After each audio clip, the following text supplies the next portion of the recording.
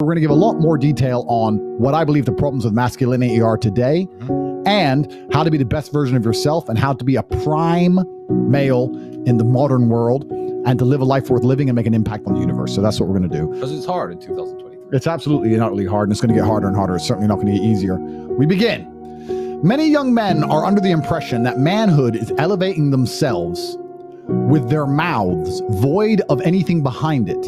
And you couldn't be more wrong. They confuse the idea of peacocking, which is, I believe, is quite a masculine trait. People think that if you're truly secure, you don't want a nice car, you don't want a fancy watch. I disagree. I think since the beginning of human time, men have always peacocked. We've always shown our value with material things.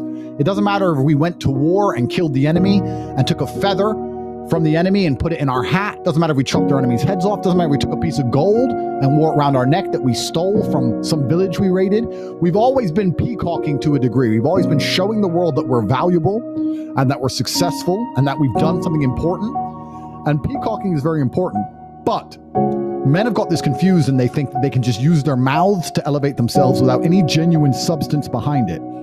And that's one of the largest mistakes, because that shows, one, insecurity, and two, when you're genuinely tested, and God will make sure that you are, you're going to fail. So it's very important you're not the kind of person who thinks, I understand I need to elevate myself as a man. I understand I need to be high status. I understand I need to be respected. I'm going to do that with a big mouth and no genuine capability to back that up. That's one of the biggest mistakes. In fact, it's extremely feminine. And God's going to test you if you keep running your mouth. God's going to test you. I really believe the reason we went to jail is because we became the most famous men in the world for our mental fortitude. And if you're going to be called the top G, and we're going to be the Tate brothers, and we're going to be known for our mental fortitude, God is going to test our mental fortitude by throwing us in a Romanian dungeon surrounded with cockroaches. There's no way you can become the top G of the planet. There's no way you can become the most famous brothers on earth and be respected for your mental fortitude and all the things you teach, and God not test you. Because there are people out in the world who preach mental fortitude, etc., who break down whenever anything difficult happens to them. Absolutely. And God is always watching. So it's very important you're not just somebody with a big mouth. You have to have some genuine things to back it up. Substance. And I feel like a lot of you didn't have a present father or a strong father figure to emulate. So you have no frame of reference for masculinity. So you see these idiots with a big mouth online. You think having a big mouth is going to be enough. And it's not enough for God. It's not enough for the reality of the world, because if you walk around with a big enough mouth, eventually you're going to get checked. You get the shit kicked out of you. Yep. And it's also not enough for females. You need to understand that if you convince a woman you're high value with your mouth and your mouth alone, sooner or later she's going to realize you are a liar.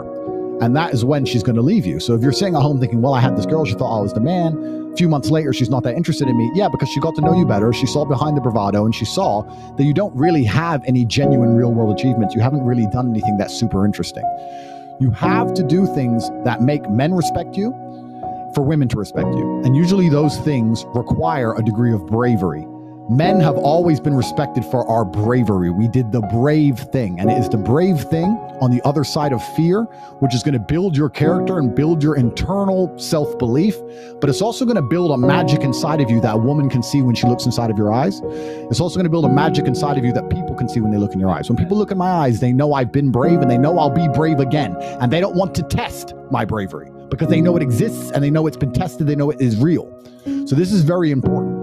People confuse this and say, oh yeah, confident men don't talk, confident men don't brag. And they're saying that because a lot of people who are bragging have nothing to back it up. Once again, I slightly disagree. If you have enough to back it up, you are allowed to brag.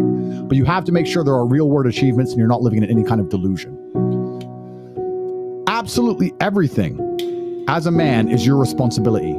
It's your responsibility to become your best and brightest version of yourself. And you're not going to do that simply by talking it into existence. You need to live it into existence. You need to go out there and do things which are genuinely difficult, genuinely stressful, which are genuinely scary, so you can become the man you want to be. So you have to take responsibility for these things, and you have to seek them and choose and find the correct difficulties for you to overcome so you can build a character worth having. It's the information that you absorb and what you do with it that will ultimately mold and shape who you want to become. So every single one of you who is watching this, you're in the right place at the right time. We're going to give you some very important information today.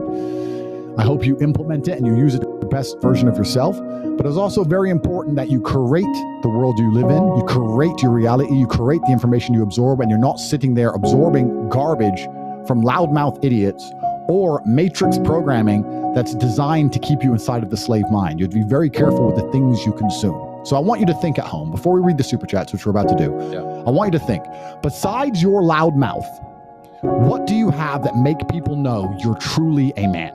What do you have? I can name some things, right? People walk in my house, they can see, okay, I'm financially successful. They look at my body, they know I'm motivated, disciplined, I'm extremely strong. They look at my world title belts, they know I can fight. They look at the woman on my arm, they know that I am worthy of respect because she treats me with absolute respect. They look at my network, they see that men treat me with absolute respect. I don't have to open my mouth and people can instantly look at me and go, okay, he has X, Y, and Z.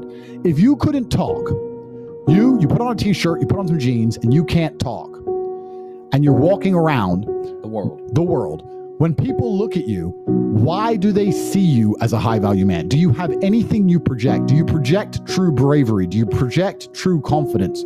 Or do you need to talk to try and convince people of these things? They say confidence is quiet. It can also be very loud, but you don't want to live in a delusion. That's the first thing. So I want every single person here who's actually taking notes to think, if I can't talk, how am I judged? If I can't speak, what do people think of me? How am I projecting my value to the world if I can't say a word? That's the most important thing.